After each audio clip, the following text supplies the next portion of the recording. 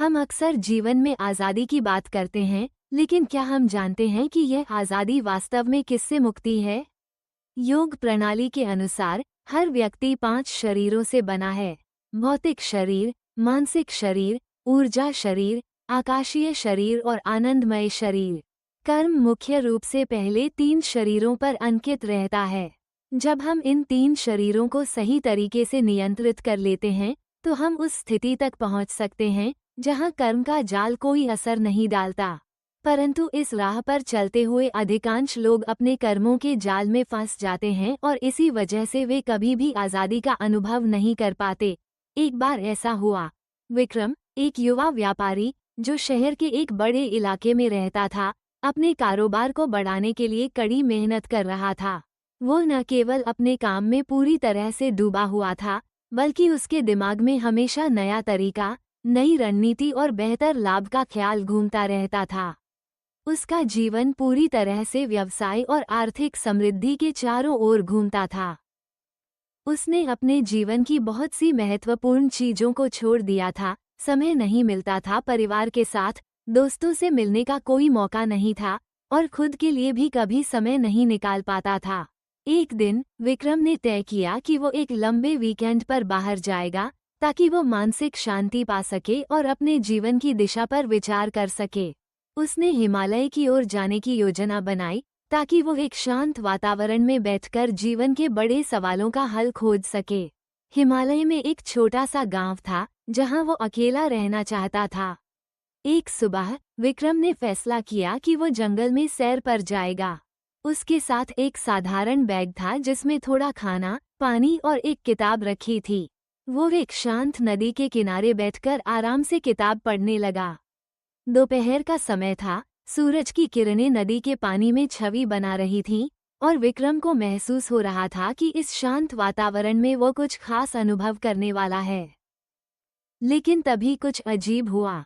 विक्रम को लगा कि नदी में कुछ हलचल हो रही है। उसने ध्यान से देखा और पाया कि एक बड़ी मछली नदी की धारा में बहे जा रही थी और साथ ही उस मछली के साथ एक आदमी भी संघर्ष कर रहा था।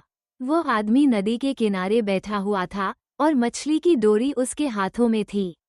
विक्रम ने कड़ी मेहनत से उस व्यक्ति को मछली पकड़ते देखा, लेकिन फिर उसे एहसास हुआ कि शायद वो मछली उस आदमी को पकड़ने की कोशिश कर रही थी। विक्रम की आंखों में एक चमक सी आ गई।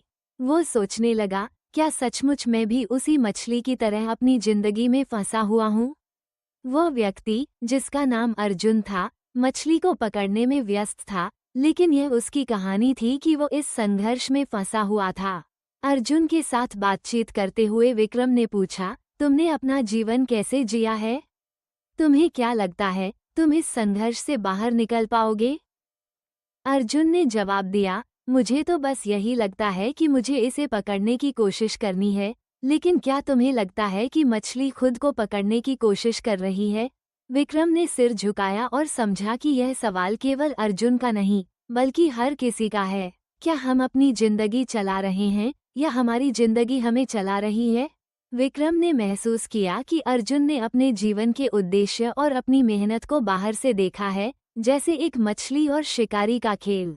जीवन में कितना भी समृद्धि और सफलता की चाहत हो, हम हमेशा उस बात से भागते हैं जो हमें सचमुच चाहिए, आंतरिक शांति और संतुलन।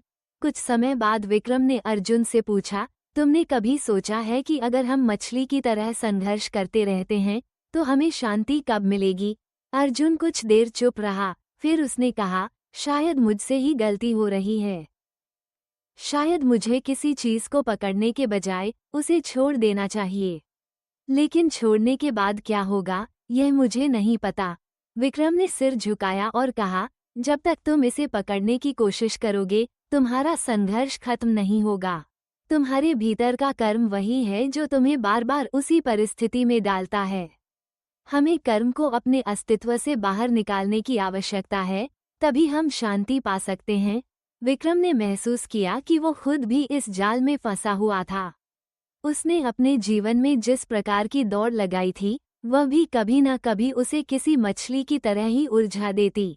और अब उसे यह एहसास हुआ कि कर्म के जाल से बाहर निकलने के लिए एक सच्ची यात्रा की आवश्यकता है, जो उसे आंतरिक शांति की ओर ले जाएगी।